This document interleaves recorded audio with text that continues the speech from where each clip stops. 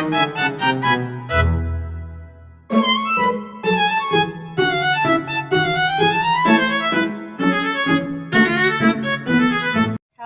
warahmatullahi wabarakatuh. Perkenalkan, nama saya Ela Rafikoh. Saya dari program studi akuntansi syariah. Di sini saya ingin melaksanakan tugas dari Pak Rizal berupa tugas wawancara. Di sini saya sudah bersama satu narasumber saya, yaitu Mbak Akila. Izin tanya sedikit ya. Tahu Pancasila kan? Nah, pertanyaan yang pertama, sebutkan sila-sila Pancasila dan jelaskan lambang-lambang dari Pancasila tersebut. Baik, 1. Ketuhanan yang Maha Esa.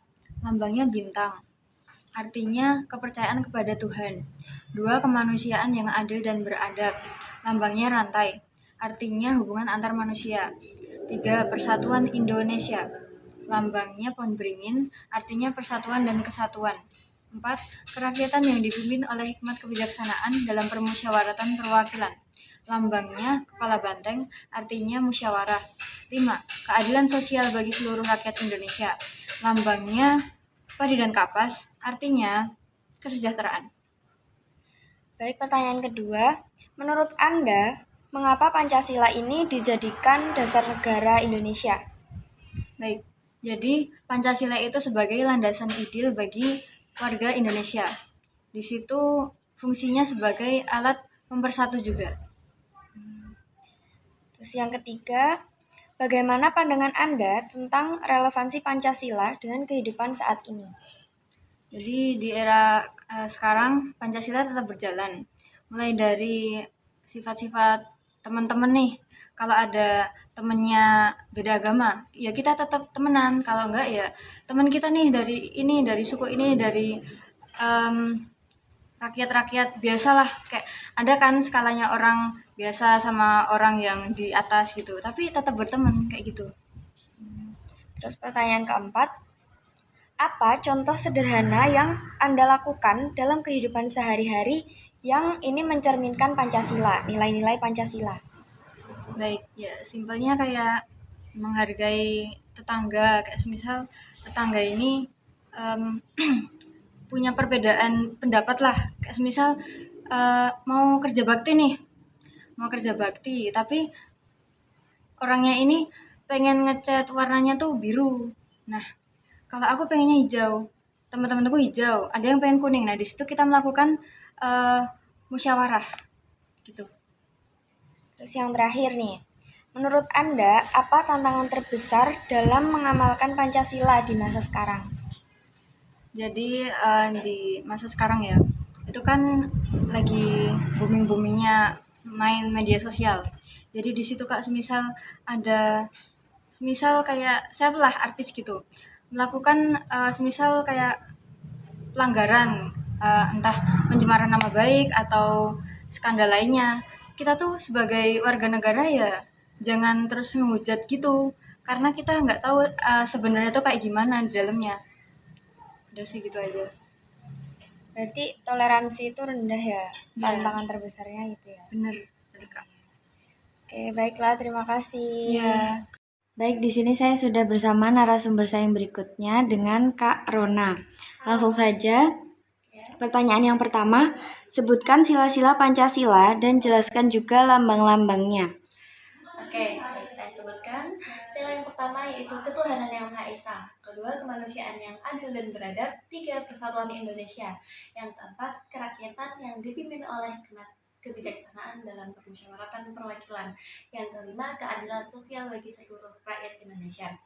Lambang-lambangnya sendiri dalam sila pertama itu melambangkan bintang, yang kedua melambangkan rantai, yang ketiga pohon beringin, yang keempat melambangkan kepala banteng, yang kelima melambangkan padi dan kapas. Baik, untuk pertanyaan berikutnya, menurut Anda, mengapa Pancasila dijadikan dasar negara Indonesia? Karena dalam Pancasila sendiri ini sudah mengandung nilai-nilai yang di mana itu tuh bisa menyatukan berbagai suku, berbagai agama, berbagai budaya, dan Pancasila sendiri itu juga sebagai pandangan hidup buat masyarakat Indonesia, yang dimana untuk apa ya, di sana itu di sana itu ada nilai-nilai yang menggambarkan kebijaksanaan, sosial, gotong royong gitu. Pertanyaan berikutnya, Ya. bagaimana pandangan Anda tentang relevansi Pancasila dengan kehidupan saat ini? Nilai-nilai Pancasila menurut saya dari 1 sampai 5 itu sudah relevan dengan kehidupan saat ini. Kecuali sila keempat. Sila keempat itu kan kerakyatan yang dipimpin oleh hikmat dan kebijaksanaan dalam permusyawaratan perwakilan. Itu menurut saya belum relevan dalam kehidupan saat ini, karena bangsa Indonesia itu menurut saya itu hanya dikuasai oleh segelintir penguasa yang politik gitu. Karena contohnya aja dalam memutuskan suatu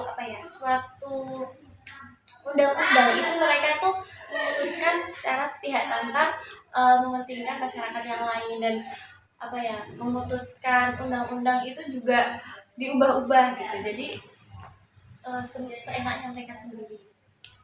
Nah, untuk pertanyaan keempat, apa contoh sederhana yang Anda lakukan dalam kehidupan sehari-hari yang ini mencerminkan nilai-nilai Pancasila?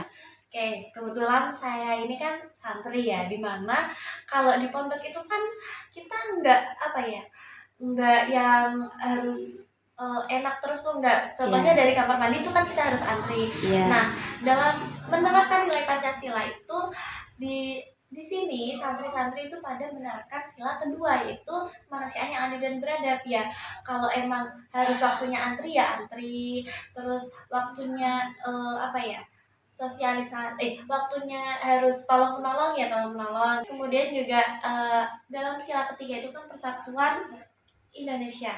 Nah, di sini para santri itu mengadakan kegiatan yang mana itu untuk menambah kerukunan, menambah tambah kasih sayang, menambah kedamaian antar santri dengan mengadakan kegiatan tersebut biar tambah bersatu lah gitu. Baik, ini untuk pertanyaan yang terakhir. Ya. Menurut Anda, apa tantangan terbesar dalam mengamalkan Pancasila di masa sekarang ini? Ini masih ada kaitannya yang pertanyaan ketiga ya. Jadi tantangan terbesarnya itu ada 2 dalam sila ke-3 dan sila ke-4.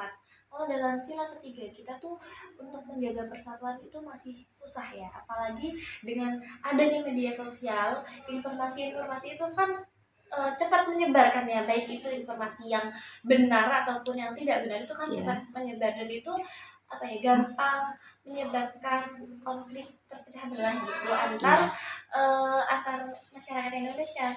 Terus kemudian sila keempat. Nah, dalam sila keempat itu kurang musyawarah, kurang budaya musyawarah ini tuh nggak ada. Jadi kayak keputusan penting itu selalu diputusin sendiri. Jadi kayak contohnya yang undang-undang yang tidak presiden itu kan ada minimal umurnya, terus tiba-tiba diubah dengan sendirinya. Nah, seperti itu contohnya. Iya. Baik, terima kasih Kak atas waktunya. Iya, sama-sama. Bersama narasumber saya yang berikutnya dengan Kak Tasya ya. Baiklah, langsung saja pertanyaan pertama.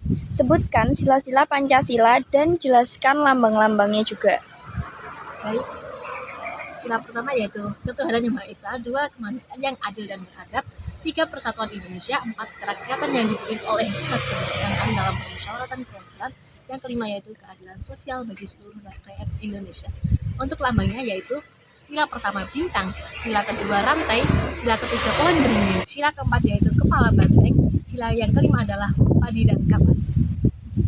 Baiklah, kemudian menurut Anda, mengapa Pancasila dijadikan dasar negara Indonesia? Karena merupakan ideologi yang dianut oleh bangsa Indonesia. Oke, pertanyaan berikutnya. Bagaimana pandangan Anda tentang relevansi Pancasila dengan kehidupan saat ini? Menurut saya, kehidupan saat ini tuh kurang relevan ya, karena sudah terbukti di sila kelima, keadilan sosial bagi seluruh rakyat Indonesia.